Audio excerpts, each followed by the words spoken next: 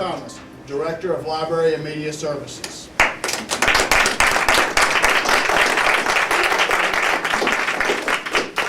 Thank you, John. Welcome. Thank you so much for coming to this year's Scholarly Speaking program to recognize and celebrate publications of Prescott campus authors. I'm Sarah Thomas. I'm the Director of the Haase Library and Learning Center. First of all, I'd like to thank the committee members. Joanne Evanoff.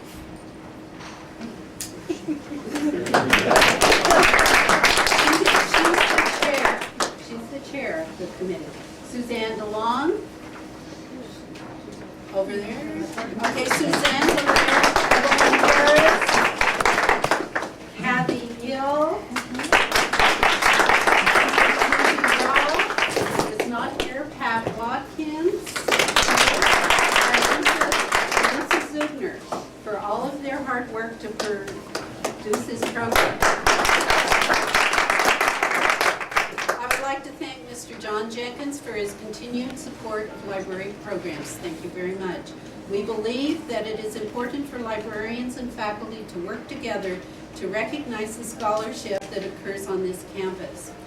John has already enumerated the goals, and next week we will be distributing a little 1-minute online survey to you to get your feedback on how well we achieve these goals. We appreciate your responses because they will be included in our assessment objectives and results. This year we have produced a bibliography with 38 authors. After the program, we will add your publications to the library special collections. The citations were included for the calendar year 2008 only from those authors who provided them. This is not a complete list. There may be other authors who are not included. Today, I'm excited to present those authors who have works published or papers presented in the year 2008. When I call your name, please come up to the front to celebrate your publications with a gift of recognition from the library. Please hold your applause till the end. Okay, and I just saw Quentin coming in. Quentin Bailey.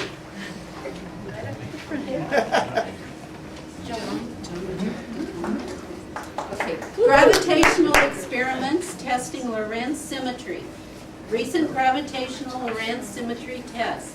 SME gravitational test. Testing Lorentz symmetry with gravity. Thank you. Thank you. Okay. Jamie Beatty is not here. Angela Beck is not here. Ray Bedard. Establishment of an Arizona Simulation Research and Development Center. Pilot Enter Training. Thanks. Sally Blomstrom. Service learning projects with university departments. Effects of brief training on brainstorming. Exploring descriptors and educational experience as potential contributors of moral development and academic honesty. Creating digital media presentations with community partners. Service learning in the NASA Education Resource Center. Assessing the learning and service learning projects using outcome measures recommended by the Commission on Public Relations Education. Old Dog, New Trick, assessing service learning with NCA's assessment framework and oral communication competencies. Richard Bloom, Brain and Heart on Fire, but still a gift, a part of matter, not the heart of matter. Getting safer, a promising analysis. Thank you. Ricardo Carreras, I don't see him. Leanne Chen is here. ERAU ASU joint proposal in teaching Mandarin and training teachers of Mandarin summer 2008. Thank you. Stacy DeVoe. Erica Deals. Ethics and Ergonomics, Customer Satisfaction. Javad Gorgidus. The role of Euro on Eurozone regionalism and world globalization. The Maquiladora industry, recent downturn and future prospect. Thank you. Peter Gray, a review of the temporal and spatial variability of the monsoonal boundary. Eileen Groom. I just saw her. I'm right here. Oh, there you are, okay. History of the park. In the air, your stories, a talisman. James Heldling. I don't see James. Dorothea Ivanova. I didn't. She's coming around this way. Okay. Come on Dorothea Ivanova. A review of temporal and spatial variability of the monsoonal boundary, the ERAU undergraduate meteorology program, students' learning and measures of success, impact of small ice crystal assumptions on ice sedimentation rates in cirrus clouds in the GCM simulation, a review of the temporal and spatial variability of the monsoonal boundary layer in atmospheric circulation in Arizona, analysis of a North American monsoonal surge event and its relation to hazardous aviation weather. Matthew Jaffe said he was going to be here today. He is. Come on down. Thank you for coming. Progress report on some proposed upgrades to the conceptual software engineering underpinnings of DO17-8B/ED12BB. Okay. Curtis James. Did I say that right? Absolutely. Curtis James, a review of the temporal and spatial variability of the monsoonal boundary, analysis of a North American monsoonal surge event and its relation to hazardous aviation weather, weather radar imagery, interpretation in the cockpit. Thank you. Serena Lackey, I saw her come in. Yeah, she was here. She's a recent graduate. Okay. I don't see her. Okay, David Lanny. Evaluation for prerequisite skill testing for solid mechanics.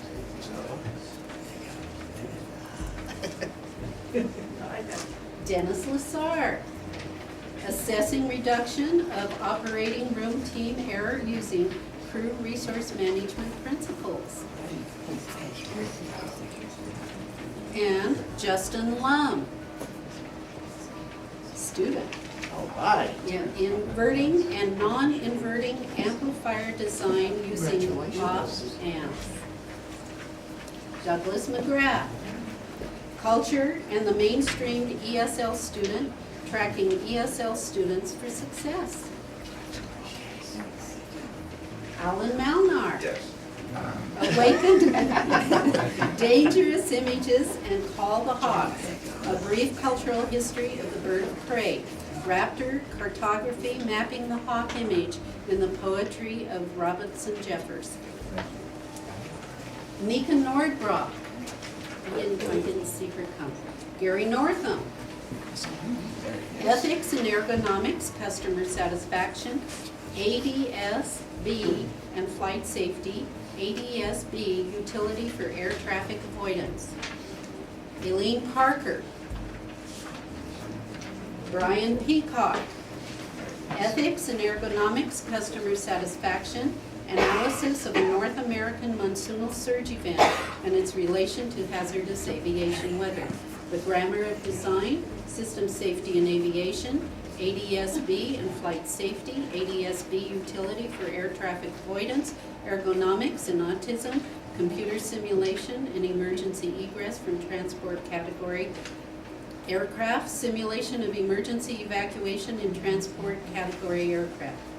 Ed Post. Inverting and non-inverting amplifier design using op amps. A simple super PEP. VHF frequency multiplication using the SA602 IC. Randy Reynolds. Life and Death of NASA Aeronautics, a history of civil aeronautics research. Absolutely. Okay, Eric Savage, I didn't see. Mark Sinclair.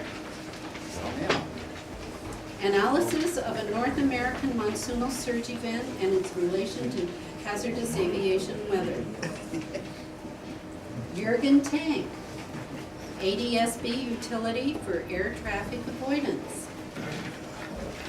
Like so. Richard Tikes. Lance Traub. Bill Waldock. Bingo. Computer simulation emergency egress from transport category aircraft, simulation of emergency evacuation of transport category aircraft, 100 years of aircraft accident investigation, aircraft accident investigation, Grand Canyon air disaster, investigation of maintenance involved aircraft accidents, maintenance related aircraft accidents. Bradley Wall, Patricia Watkins, Pathways to Learning, orchestrating That sure is your name. sustainability in engineering education, the pedagogies of sustainability and the ideologies of engineering faculty, intersections, new tools and techniques for information literacy. And then Mikkel Sandelin, I didn't see him come in. I want to thank each and every one of you for your accomplishments.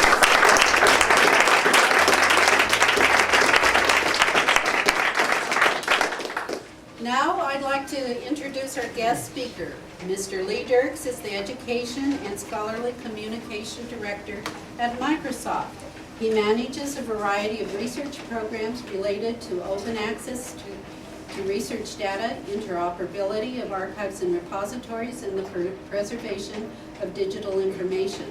Lee has held a variety of roles at Microsoft as the corporate archivist, corporate librarian, and as a senior manager in the corporate market research organization. Lee teaches as adjunct faculty at the iSchool at the University of Washington. He holds an MLS degree from the University of North Carolina, Chapel Hill, and a postmaster's degree in preservation and administration of Columbia University. Today, Lee will be presenting the future of scholarly communications and recent innovations for Microsoft. Please join me in welcoming Mr. Lee Dirks to ERAU.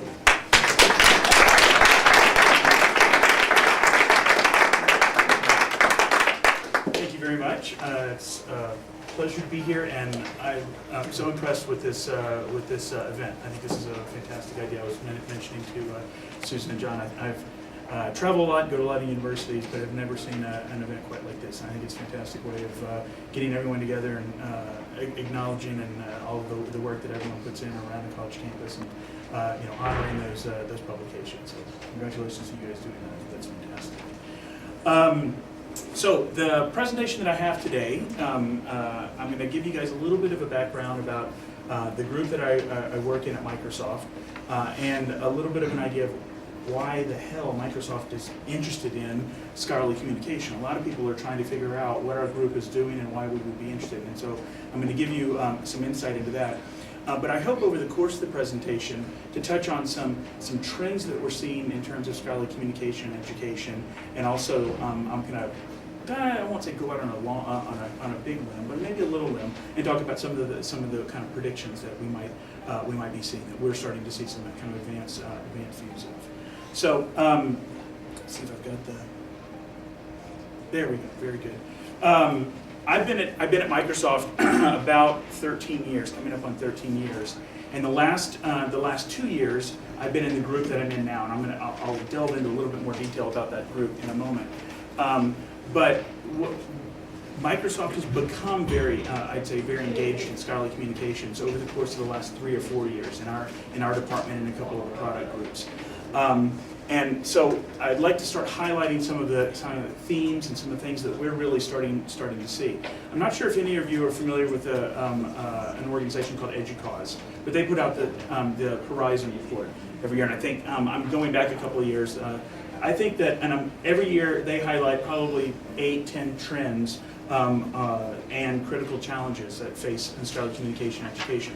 I'm calling out just a couple that I'm going to be kind of alluding to over the course of the presentation. But in terms of the key trends, the two that struck me from this report were that academic review and faculty rewards are increasingly out of sync with new forms of scholarship. Also, the notions of collective intelligence and mass amateurization are pushing the boundaries of scholarship. And I'll be touching again on giving some examples of these. And then the critical challenges that we face, that assessment of new forms of work, not just articles in journals or books published, continues to present a challenge to educators and peer reviewers. And then also, while progress is being made, issues of intellectual property and copyright continue to affect how scholarly research is done. If it's okay, I might move around a little bit. Likewise, it's a little tough to see here, but I've called out in red. Let's see if I can do this. Maybe, yeah, thank you. I will take you to this. The concepts of, in terms of current issues, and these are things you're probably very, very familiar with, but the idea of open access, the need for interoperable standards in terms of transferring information and data, preservation of data, services, provision of services, and then peer review are current issues, and I'm going to talk about different ways that they are. But the things that kind of anticipated trends around those concepts that I'll be speaking about is the need that open access is a movement that we've been seeing. It's something that I'll say a lot of publishers are fighting tooth and nail, but a lot of scholarly domains, a lot of communities are really pushing that. And we are looking at that, and we are approaching, Microsoft and our group is looking at open access as something that is inevitable. And we really see that there will always be kind of a pay-per-view or scholarly publishing model that involves pay journals. But I think you're going to start seeing open access be something that can't be stopped. And I think that fundamentally that's a very good thing. Now, Microsoft has a lot of customers who are dependent, like Elsevier and John Wiley and Son, et cetera. So I got to be very careful about what I say. But in general, I think that this is a trend that we have to optimize for, put it that way. Likewise, interoperable standards. 5 or 6 years ago, 10 years ago, you wouldn't have had a guy from Microsoft up here talking about interoperability. And that is only, frankly, one of the reasons that I took the job that I'm in now is because that is a direction, and that's hopefully a theme that you'll hear surface several times during the presentation.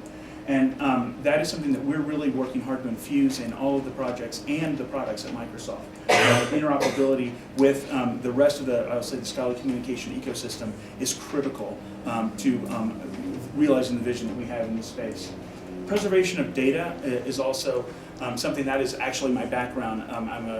As you mentioned in my bio, I'm a librarian by training, specifically preservation. This is something I take very seriously, and again, something that Microsoft really didn't bring to the table in terms of preservation of data and open access to different file formats. But over the course of the last, we'll say, 3 to 4 years, that's something that's very, very important. Likewise, services. I think this is, again, a theme that will come up. The provision of services, whether that be as a publisher, as a librarian, or even departments in many cases, I think this is something that is going to start infusing itself into the academic landscape. And then peer review is going to evolve. Now, I'm definitely not going to predict how that's going to evolve. I'm going to give a couple of interesting examples that we're watching. But I think that is something that technology and whether it be the Web 2.0 concept is really starting to evolve and change how peer review works. Speaking of that, is anyone here familiar with Faculty of 1000? Speaking of peer review, I'm just going to kind of pepper you with a couple of examples. Faculty of 1000 is one example of, I think, an interesting aspect of peer review. What they do, this is actually Biomed Central, a publisher out of the UK, actually recently bought by Springer Verlag, which I thought was interesting. But it was an open access, for-profit, but an open access publisher. But one of the they have several kind of different arms. One of them is this Faculty of 1000, and where the papers get published in different journals, but then they're also made available via this format. And what they've done is they've actually found approximately a panel of about 1,000 top scholars in the field of biology. They also have a similar Faculty of 1000 for medicine. And they ask them, what are you reading? What are the top, if we're picking the top 1,000 scholars in the field, what are you reading? And so literally you can go in and say, what are these top people reading? What are the top journals that have been read? What are the top topics? And kind of navigate through this particular website and find that. And I think it's a fascinating idea from a domain perspective to start finding out. And it's kind of a Web 2.0 concept. Another, I think, interesting thing is, and this is going back to that first slide where I say a lot of faculty, one of the challenges is trying to recognize faculty for the other forms of publication and scholarly communication. So I mentioned blogging, for instance. The concept that a lot of work might be happening that's never published. And we're seeing this a lot, obviously, in engineering and science and chemistry, et cetera, where people are talking about not the, hey, I succeeded and I wrote an article, but here's the 10 times that I failed. I tried this, it didn't work. I tried this, it didn't work. And a lot of labs are sharing that information. And that's fascinating. And this is something that I don't think our system, the peer review system, has really gotten a good handle on how to credit and how to. This is super critical to moving different domains forward. So there's some way that we need to start figuring out how to incorporate that. Another fascinating concept, I'm going to spend a few slides on this, is the concept of sharing data. So yes, we might publish articles, but something that we're only seeing over the last 5, maybe even 10 years, other than in publishing form, but is actually sharing the raw data behind different articles or behind different research. I call this out because what's fascinating is some domains, for instance, the biomedical field, are starting to say if you publish an article, you need to put your article, you need to put your data set in the protein data bank.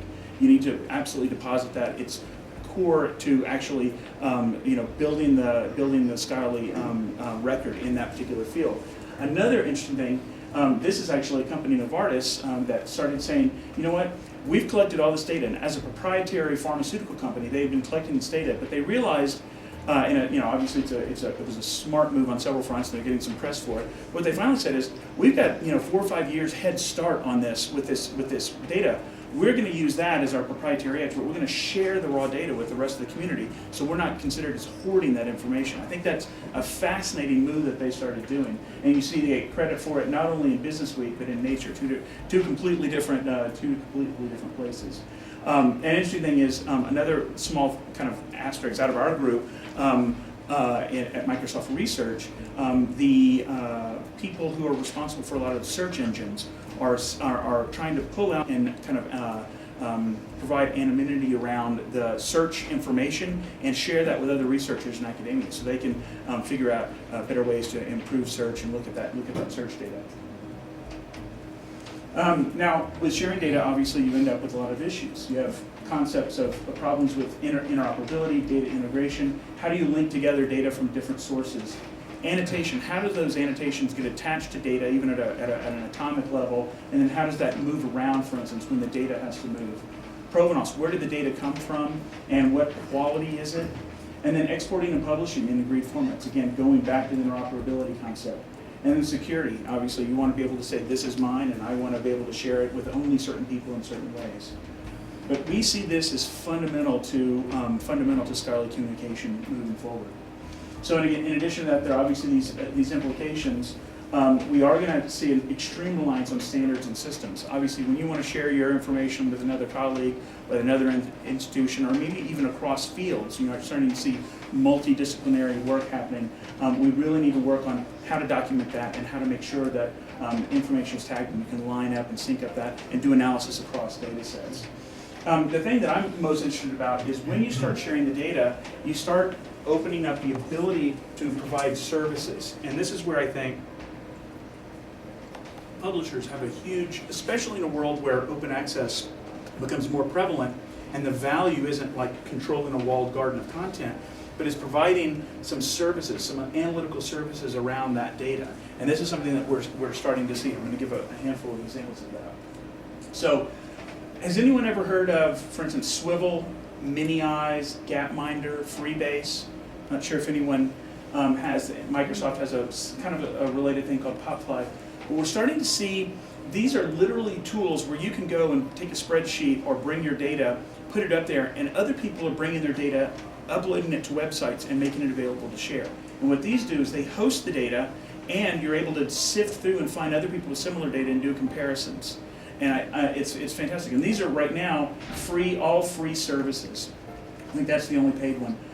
They're all free services, and I think the idea is over time, a lot of these are in beta. Over time, they'll probably have higher quality analytical tools for a subscription fee, but some of them are saying for baseline just come in and do this. And you can take different data sets and kind of mash up data and show it in interesting ways. And this is the kind of thing, this is actually IBM is the owner of ManyEyes. Gapminder is owned by Google. And so it's interesting to see that they're doing it, not the publishers. And I think this is a huge opportunity for publishers who, if they start requiring data deposit with articles, could start offering amazing analytical abilities with that data. And again, trying to get this concept of mashups. You really have the opportunity to add value. And again, that's where, speaking as a librarian, when we're in the past where we've just been able to say our value has been collecting the data and facilitating collecting published materials and providing access to published materials, I think that unique value that libraries have had is starting to go away. And I really think that we have to evolve, librarians have to evolve the value that they add in the scholarly life cycle. And so I think that adding analytical abilities is a crucial part. And I think there's composite services across is going to be very important. Now I'm going to start shifting gears to some of the things that Microsoft is doing in this space. But suffice it to say, when we think about the book or when we think about a scholarly article, in many ways, it hasn't changed for 400 or 500 years. The basic concept of it is, I'm an author, I might write with some other people, but I'm going to publish it, other people are going to read it, maybe I'll run into some people at a conference, et cetera. It really hasn't really evolved a great deal.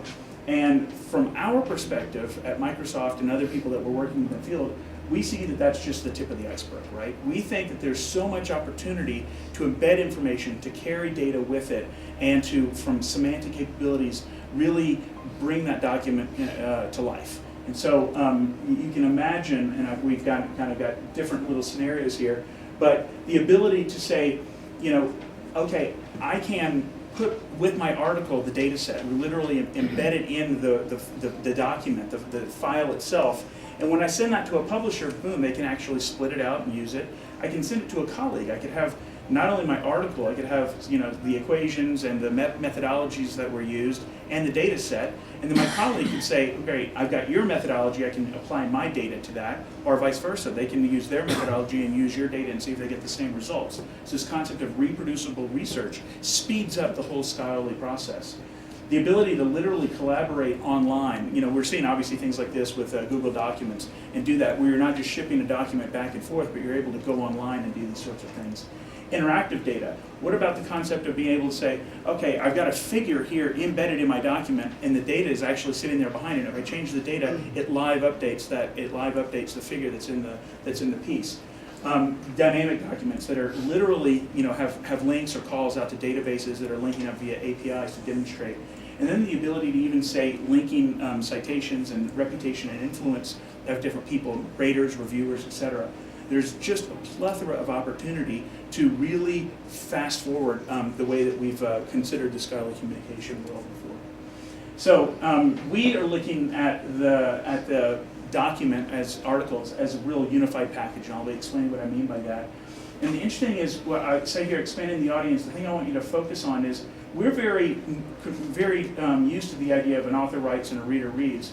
But what we need to start thinking about is something from a machine to a machine. And so how do you enable a document in a semantic way that crawlers for search engines, that indexers for publishers can really take and consume the material that's in an article and make it easier to be found, easier to be linked to other people, similar concepts are tied together, etc. And this is where we feel that Microsoft has a crucial role, because traditionally I think a lot of people don't think of Microsoft as kind of playing in the space. So what I want to do now is explain what our group is. To be really clear, I'm not in the product group, I'm in the research group. And I noticed that one of the quotes from one of the authors here, it was a quote attributed to Albert Einstein that said, if we knew what we were doing, it wouldn't be called research. Right? And I think that's a fantastic one. I've never seen that before. But that's very much behind what we're trying to do here. We're testing, we're trying. Not everything that I'm going to show you, I'm going to kind of walk you through a handful of projects here. Not everything that we're doing is going to work, but we're testing concepts and we're seeing what's going to happen. But The way we work, Microsoft Research itself is an organization, it's a pure research division of about 900 people. Microsoft overall is at almost 100,000 employees. But the research division is about 900 people. Most of them have PhDs in computer science and brains about that big. And they're working on projects that are 5 or 10 years down the road. My group is a smaller group of about 40 people, and we're called external research. And by that, what we mean is we're not doing the research, we're facilitating the research outside of Microsoft. And so we partner, in some cases, with government agencies, in other cases, with academics, but everything that we do is in partnership. We also are focused on the academic research process, and that is what we're trying to do is facilitate. In a lot of ways, we can think about it as academic productivity. How can we make your lives easier so you're not struggling through the scholarly communication process, but you can spend more time on your actual research and less time on actually typing the article up, sending it, uploading it 15 places, whatever you need to do in that process. And then crucial, obviously, is the need to apply advanced technologies to these problems. I won't go in much here. This is kind of a schematic of how our group is laid out, but the concept being we have 4 major areas that we look at: core computer science, earth, energy, and environment, education, scholarly communications, this is the area that I'm responsible for, and then health and well-being. So I'm going to go back for a second. So our mission is optimize and extend Microsoft software to meet the needs, specific needs of the academic community. And we do that via applied projects. And I want to stress that, as I was saying, the other kind of 860 researchers in Microsoft, they're doing stuff, and it might be proof of concept, it might work one time. Everything that our group does is research, but we're trying to make sure that it works. And so we end up with a deliverable or an asset at the end of every project that can be used. It can be downloaded, etc. Indeed, everything that our group makes, to kind of talk about our business model, because people are like, well, why is Microsoft doing this? We're working under assumptions that most academic institutions have licensed Microsoft software, and that's traditionally been the case, that the licensing fees for Microsoft software is actually, in an academic setting, is pretty reasonable, pretty inexpensive. But a lot of times, schools purchase it, but it's never deployed, it's never used. And so our kind of goal here is saying, well, what can we do to make it more enticing for you guys to use it? And we don't want you to just use it. We want it actually to improve your situation and make your lives better. So what we're trying to do is evolve this space. But everything that we do, all the assets that our group comes up with are free and made available for free download to the community. And they're actually, in most cases, open source. But I should stress that they're always based on kind of a proprietary stack. So there might be Microsoft Word, but we might be providing an add-in, a free add-in, open source add-in that works inside of Word. The important concept here is that another basis is the concept that a lot of Microsoft's tools, you might be familiar with some of our software, it rarely goes what I kind of say that last mile for academics. Yes, you can type something in Word, but it's not really optimized necessarily for your domain or for an academic in general. And so what our goal is trying to do is say, what can we do, what can our group do to go that last mile and to solve those kind of last mile issues? So in this endeavor, we work with academics and scholars at the largest level. Typically, we're working with researchers and scientists. In a lot of cases, and you'll see some examples of this, we're working specifically with libraries and archives worldwide. We do work with scholarly publishers and scholarly societies. And then lastly, in the effort of connecting with these folks, we very, very frequently interact with governments and policy organizations worldwide. The business model, a lot of people, as I kind of started to explain our kind of basic idea, what we're trying to do is that in one way we're trying to push different domains forward. So whether it be chemistry or physics, and you'll see some examples of how we can facilitate science in those areas. But I work for Microsoft, and at the end of the day, even though I'm a researcher, I've got to make sure that I can fold the learnings that we learn from this external research back into the products. And so that's fundamentally our core goals. Do something, first and foremost externally, but then fold those learnings back into the product. So what I'll do right now is kind of an organizing metaphor for a lot of the work that we do. I'm hoping that this kind of model, this kind of life cycle looks very, very familiar to you. The idea that, as scholars, we collect data, we do our research, we do our analysis, we move into an authoring phase, we publish and disseminate that information, we write articles, we give papers, we go to conferences, we blog, And then we move into a storage, archiving, and preservation. This is where, obviously, where a lot of library work is done. So if you take those 4 core concepts, what I like to do is kind of wrap them in 2 other concepts. They need to collaborate, co-authors, work with the publisher, work with an editor, etc. Collaborate within and across all those steps. And then they need to discover, search, and find information. So when I show you this life cycle, when I typically do these talks, I say, okay, where is Microsoft in this life cycle?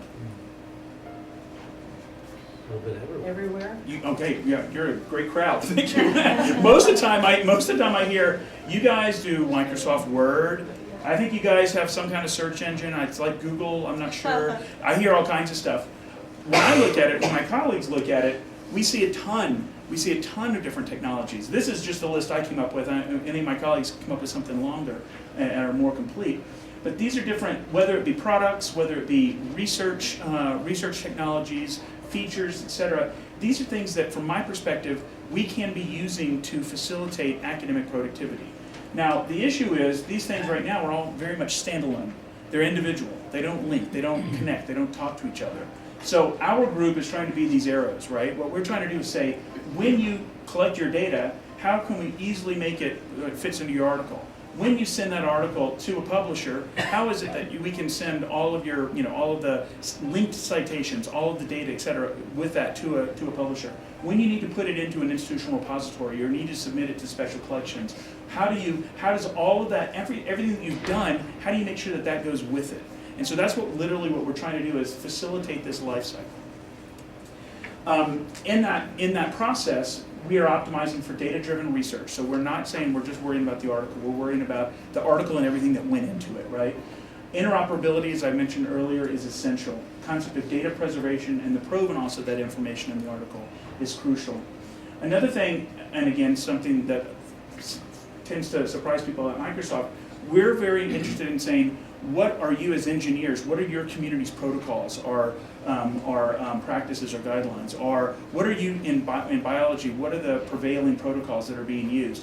We don't want to invent that. We want to say, we will build the bridge. Microsoft will, in this world, we will start doing what it takes to optimize that movement of information. If there's specific data protocols that are being used in a specific field, we want to build and optimize for that. And then lastly, semantic knowledge discovery and social networking. And you'll see some examples of how we're trying to incorporate that. So don't pay too much attention to this slide other than say, this is a list of the projects that I've got going on right now, probably about 18 or 20 projects, a few that I don't have on this, slide.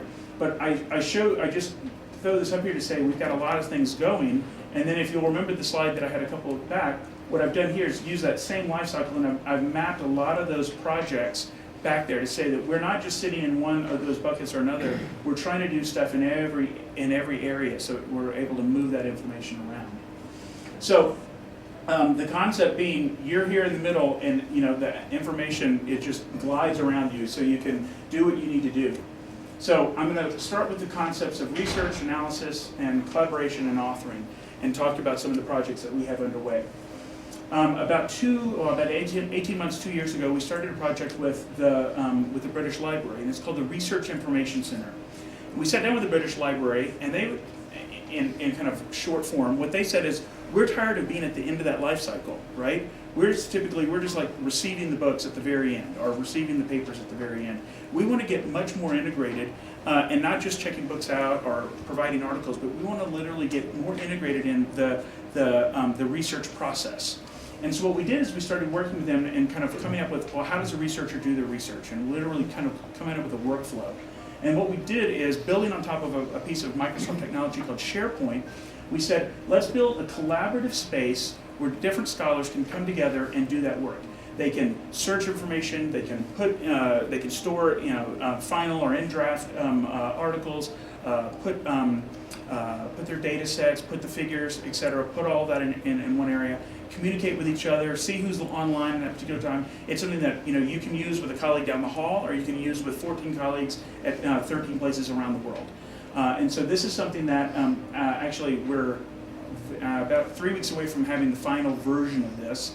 that we're going to be making available again for free. The British Library will get the first copy, but then we're going to actually make it available for download. So I don't know if you guys have ever used SharePoint or have SharePoint available, it's a free accelerator that kind of sits on top of SharePoint. But we're very excited. British Library is going to actually offer this as a hosted service. And so in terms of interoperability, you don't even need SharePoint, frankly. If you're a researcher, all you need is a browser, a computer and a browser. You can go to their site, log in, and you can create a workspace and then invite other people to it and use that in that way. This is just a screenshot of what that's going to look like. We've also been doing, in terms of the authoring phase, we've been doing a lot of add-in sort, as I've kind of been talking about. So one of the things that we've done is Creative Commons. I'm assuming you're familiar with. It's a way of attributing copyright and IP for your specific scholarly work. What we've done is actually built an add-in into Office that works in PowerPoint, in Excel, and Word. We were able to embed the Creative Commons license across all jurisdictions and across all different scholarly types, embed that in a machine-readable form. So it not only shows up in your document as an image here, it's actually embedded in the document, and so it travels with. So when it goes to the publisher, or when it goes into a document, or when it gets uploaded to a database on the web, this travels with it, so the rights are actually embedded in the document, so it can't be pulled out in that way. And actually, certain search engines actually, if you want to say, I only want to use open content, or I only want to find content, Yahoo, Google, and Live Search actually all have that ability that you can do an advanced search. Another one is the article authoring add-in for Word.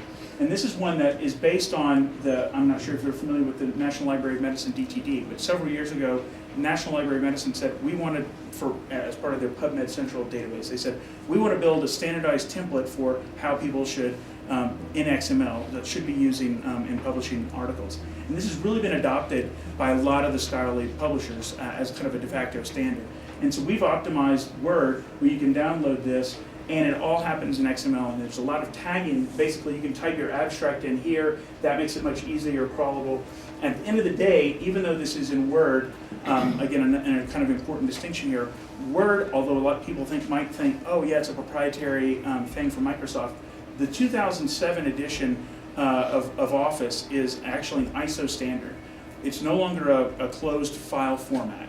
It is native XML, and we no longer control the file format. We control the Word environment, per se, and Microsoft does, but at the end of the day, anyone, you can go in and crack it and get the XML, and that makes it so much easier from a preservation perspective and from an ability to move that document around.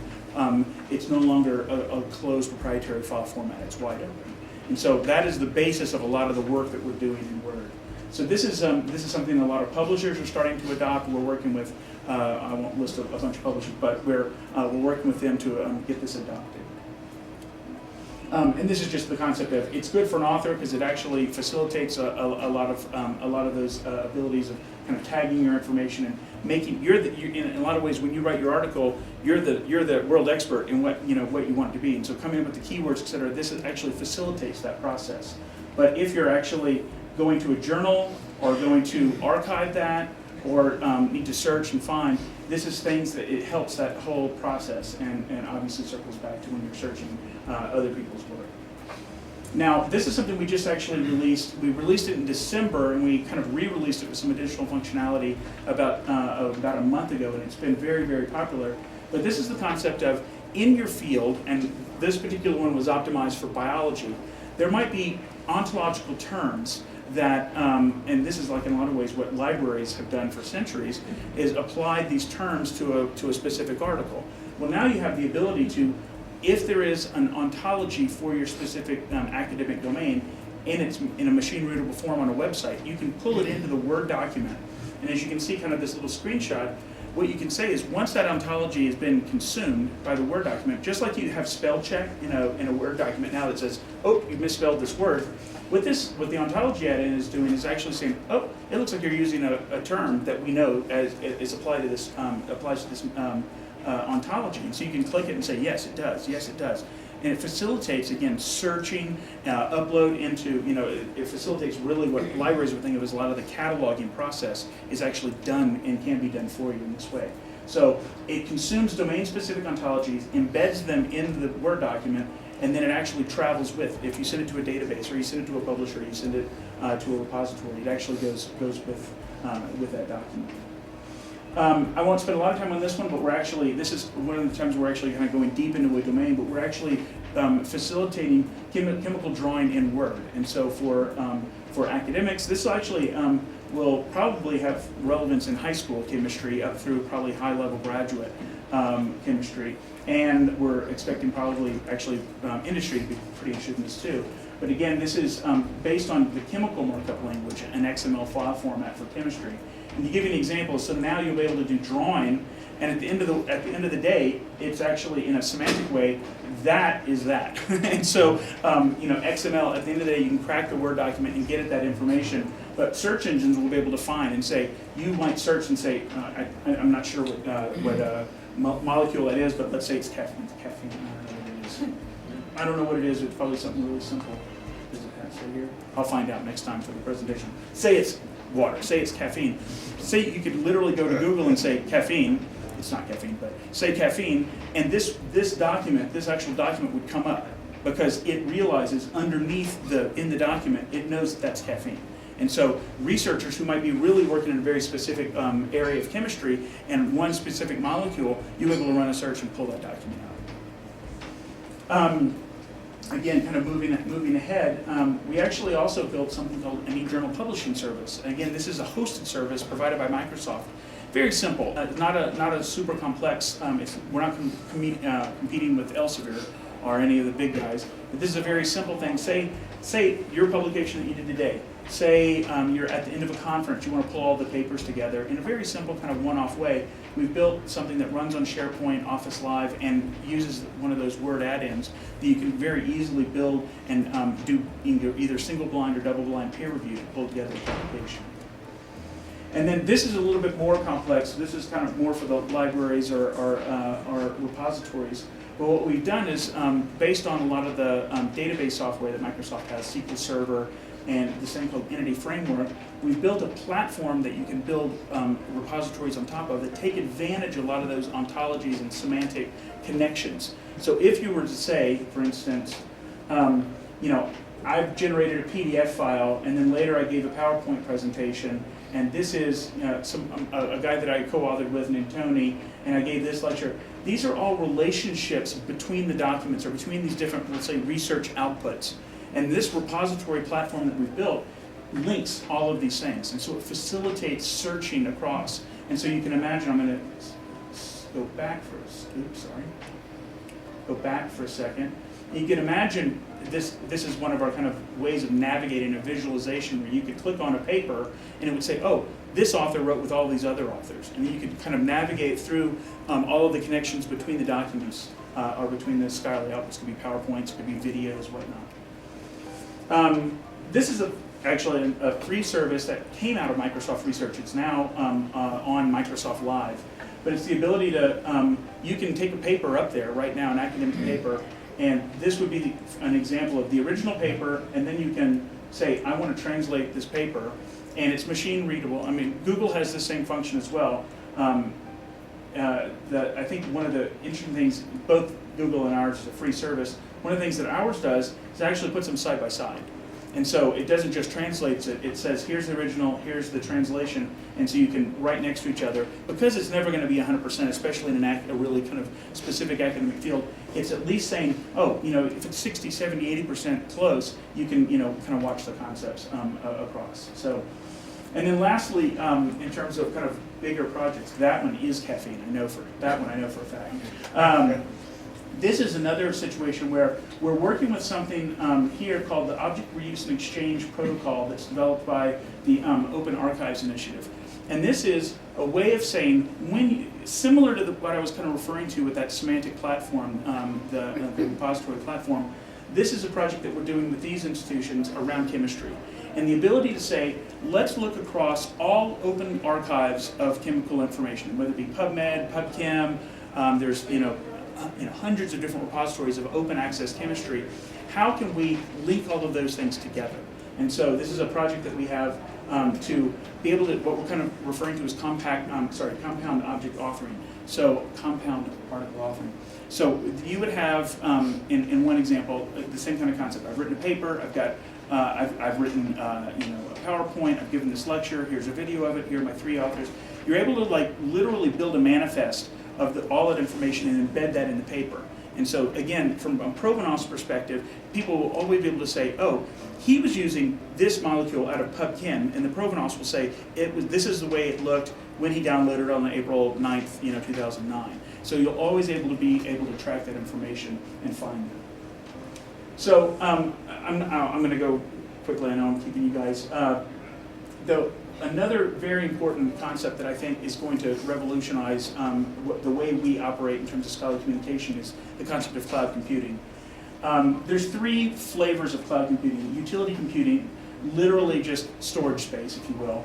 Platform as a service, the ability to start hosting kind of basic services, and then the idea of application software. And to give you some examples, I'm going to zoom ahead here. We're already using cloud services. Many of us as consumers are already using them. So if you've ever used Flickr for photographs, if you use YouTube, Sivey might be, I'm not sure if you've ever heard of that. It's basically like YouTube for scientists. It's a way for scientists to say, hey, I've done a chemical experiment. Here's a 5-minute video, kind of a video abstract of my experiment, and make that available. So these are all SlideShare for presentations, Google Docs. These are all ways that we're starting to move off of the desktop or off of the printed book and starting to do a lot more work on the web. And where you're not, or in a lot of cases, the institution is not managing that data. The library is not managing that data. And I really think that this is going to be a direction. I think schools and institutions and departments are going to stop hosting that data and are going to be more reliant on infrastructures that are off campus. I think this is we're already seeing, from our experience, we're already seeing Amazon Simple Storage Service and elastic computing in the cloud. These are 2 things that a lot of scientific labs are already starting to use. You can literally, with a credit card, go and say, okay, I need to do some protein folding, and you can go up and use their seriously. And labs are doing that all the time now. And I think that this is going to be something that is going to become more and more kind of the landscape that we work with. One thing I wanted to mention is the DuraSpace. Are you familiar with repository systems like DSpace or Fedora? So this is currently, DSpace and Fedora are working together jointly on part of this project, and they're calling the project DuraSpace. And so what they're doing is, these are repository platforms that are partnering, and what they're saying is, you might be a DSpace instance or a library, et cetera, up here. So let's say it's Embry-Riddle Library, and you have an instance of an institutional repository.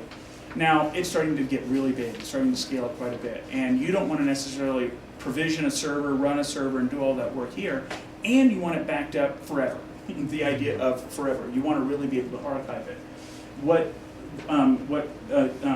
Fedora and DSpace are starting to talk about is saying they will actually build a layer in between. So you could go to this entity called DuraSpace and say, I would like to sign a service level agreement where I give you my data, and I can put some constraints around who can see it, whatnot, or I want it to be hosted in the United States, or I don't care where it's hosted, you can move it to the Philippines or UK, behind the scenes I don't really care. But you can put some terms and conditions around that.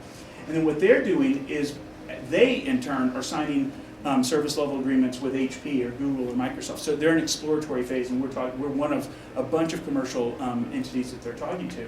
And I think this is a fascinating idea, because what they're doing is guaranteeing there will be replication here. They're guaranteeing that those bits will be somewhere all the time. This will be in a lot of ways a dark archive, that they'll be able to rebuild that and get that information to you.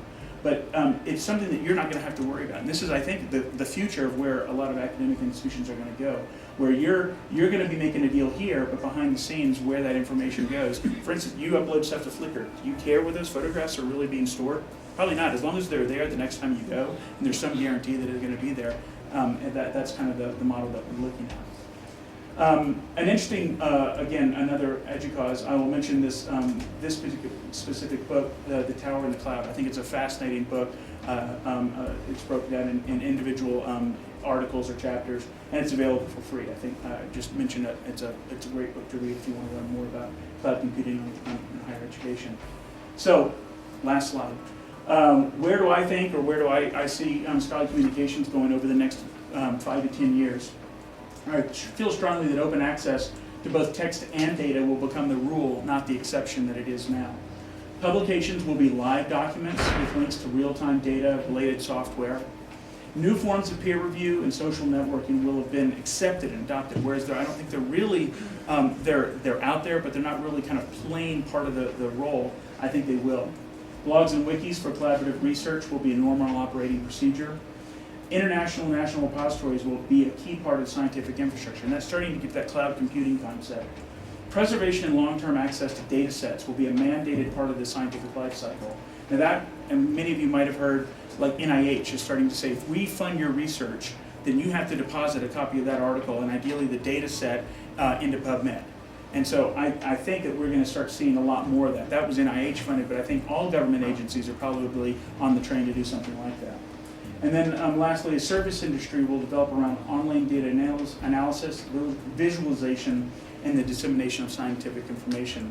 And then last, as I pointed, most of these scenarios will probably become cloud-based services moving forward, and will not necessarily be hosted by an academic institution. So that's what I'm thinking. That's what I'm seeing. That's what I'm starting to see. Kind of the innovators in the different academic domains that we work with.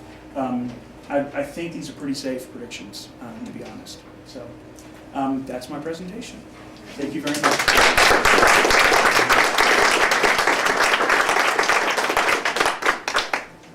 Any questions? Yes. Yeah, I mean, obviously, a really important topic, and I'm glad you made the presentation. I have 3 brief questions, and I'm sure you can give 3 very brief answers. The first, because Google has its digitization of books project, Yep. and there's a lot of political and other issues with the control they're having. I'm wondering if you would comment on maybe Microsoft gets involved more from an analytics point of view with the books and the digital, point number 1. Number 2, more and more newspapers are dying every day, and the future probably is some kind of online newspaper, but the issue is making it commercially viable. Maybe That's right. analytics is how you do that. That's number 2. And number 3, ontology is actually a philosophy term. I don't know what it means the way you're using it. Right. Can you comment on that? Okay. I'm actually a philosophy undergrad, so that's the first time I ever heard it too. I'll go in reverse order real quick.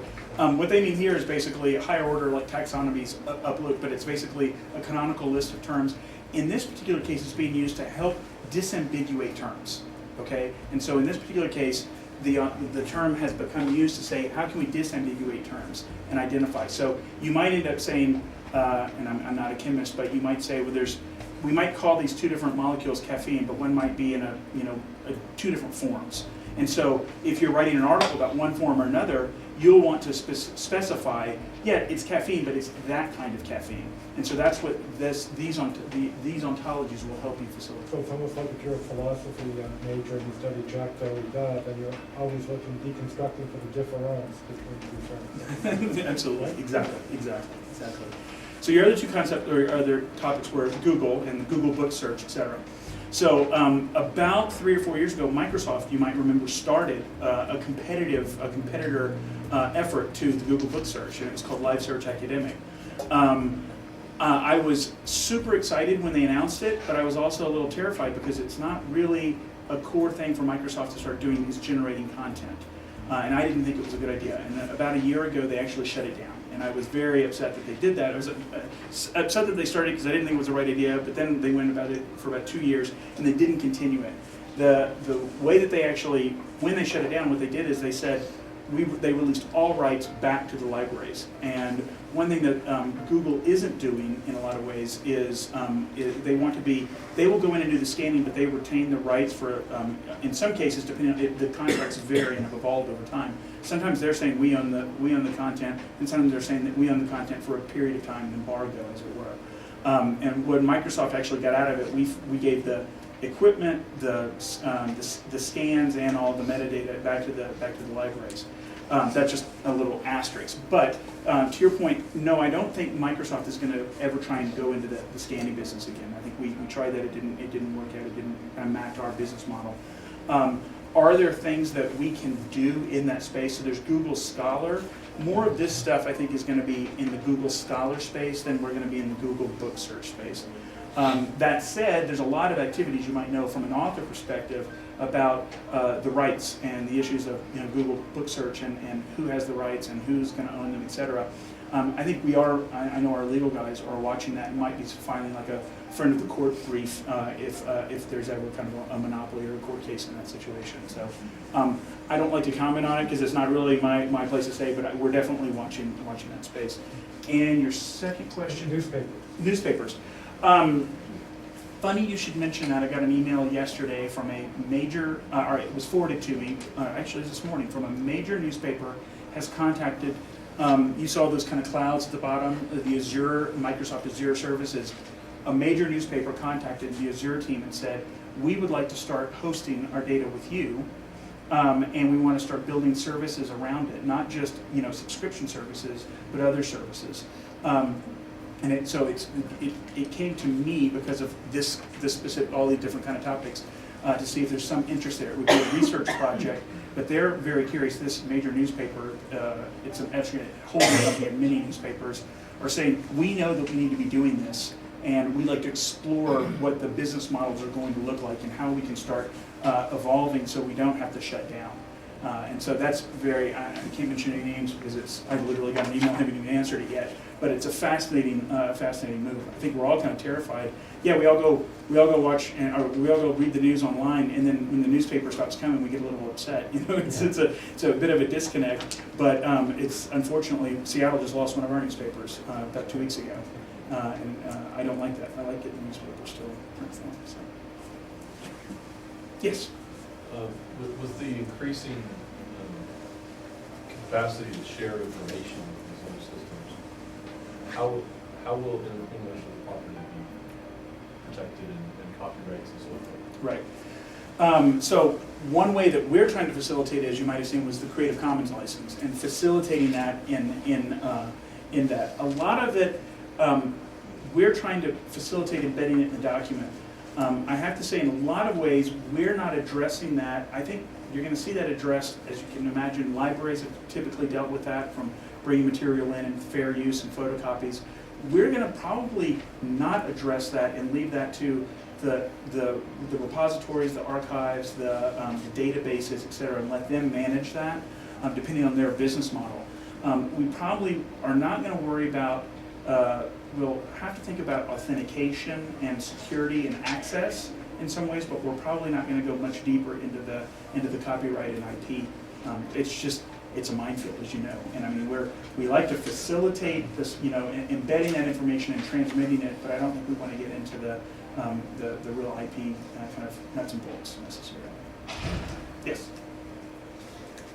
With the more and more scientists publishing and having the same first and last name, having the same initials and last name, what is your company position on creating something like a uniform social security number, uniform number for the people that publish, for the scientists? Two answers to that. One, we point people to OCLC. So, and are hoping that someone else, that's another one where I don't think we're gonna solve that problem. But that said, the other part of the question is, there is one of the, on that life cycle, when I put up the different Microsoft technologies, one of the ones under discoverability was a research project search engine called Libra at Microsoft. And it's very much focused on computer science. And that's what their kind of corpus of information is, computer science. But they do a lot of name disambiguation and linking within the kind of the domain of computer science. And they are doing a lot of work data mining and trying to tease out, this RChin is different from this RChin, et cetera. And so by linking, finding other documents, finding other citations, and being able to tease that apart and make it easier for you to really know that these are actually two different articles, two different people. Do you think this type of identification by number will be introduced in the future? I've seen some models of that. I haven't seen it broadly adopted. I see it for papers like DOIs, digital object identifiers, and I've heard some people talking about it. There's actually a web of knowledge. I'm sorry? Web of knowledge, web of science. Yeah, and I was going to say exactly. There's a blogger in the UK, Cameron Nalon, who spends a lot of time debating that and kind of coming up with different ideas. But I gotta hope that it's someone's gonna crack that nut at some point. That's not currently on our kind of a research agenda, but it is something that we have to figure out. This is more a philosophical question, but in the 80s, everything was proprietary, everything was password protected. People were competing in little turf wars and things like that. Now everybody's interconnected. Everybody knows more about everybody else than they know about themselves. What do you think the impact on our culture and society is going to be of all this? I mean, it's almost Orwellian. And, right. See, I look at it the other way around. What's the downside of all this? Well, I look at it the other side. I'm amazed. If you would have told me 5 years ago that there would be I don't know 12,000 open access journals, I would have said there's no way. 5 years ago, 7 years ago, there were like 5 or something. Yeah. Oh, I mean, it's just taking off. And I would have never thought. I mean, and again, just a lot of these concepts of open source. I mean, okay, I'll step out of my Microsoft thing, but I mean, open source. If you would have told me again 15 years ago that people are just going to code for free and then upload that and share, etc., I would have never thought. There's no business model to support that. Well, we're starting to see in open access and open source, the business model isn't the gating factor. It's time. It's people wanting to do this, in a very altruistic way. It's kind of amazing, and that's what we're seeing this change. Even in domains such as chemistry, that's been an incredibly proprietary field. Obviously, because of consumer packaged goods and pharmaceutical companies, they very closely guard that. I mean, ACS, in terms of digital identifiers, ACS has literally a monopoly on the identification of molecules. They literally, you have to pay ACS to get a molecule identified. If you come up with a new one, you have to go to ACS, pay them, and then they own the access, they own that name and that number for that unique molecule. And so the chemists absolutely hate the ACS because they're very controlling. So that is an Orwellian situation right there for sure. But even in the chemistry field, you're starting to see these guys not using that number, coming up with other systems like INCHI or like CML to say we can identify molecules in other ways, and starting to circumnavigate the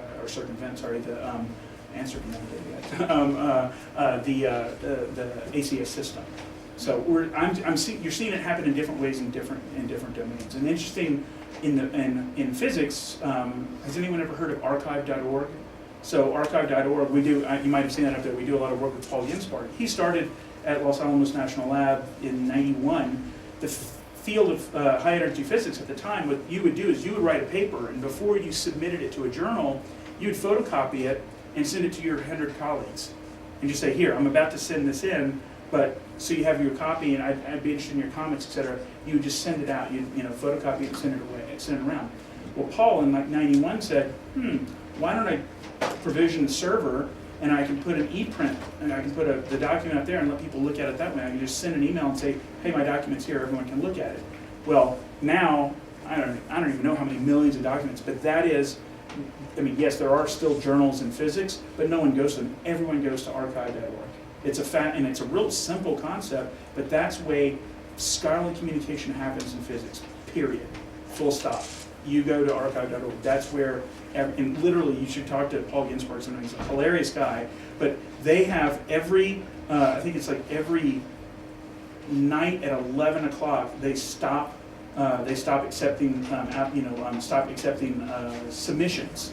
And then the next morning at 8 o'clock or 10 o'clock, they start accepting it. And people are like literally waiting at the computers to push enter and get their stuff in, because literally the first one in is the first one that gets published on the page. Okay, and he has tracked it. They've done a lot of analytics and citation tracking and bibliometrics to say the paper that ends up first that morning when it gets published ends up like 5x more citations than the ones on the next screen, etc.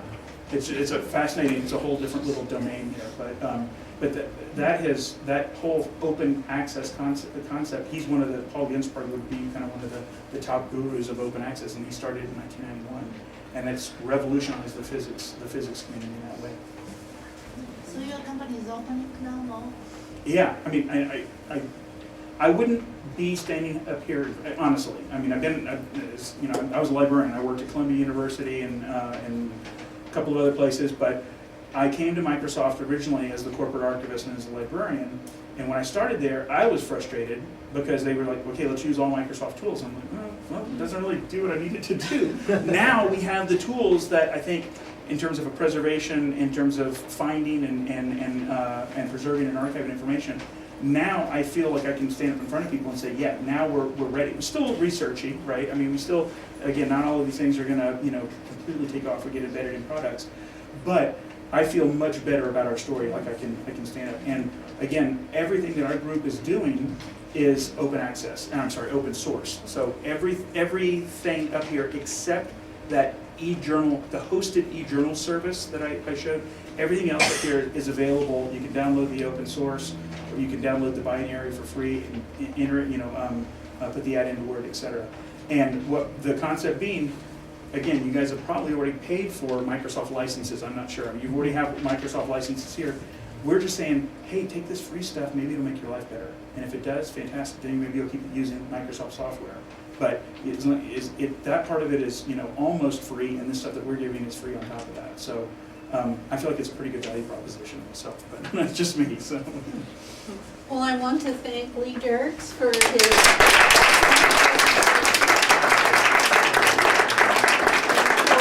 enlightening us on cutting-edge technology, and I want to thank all of you for coming, and we will see you next year. Thank you. Thank you, Sarah. Good job, sir. Great.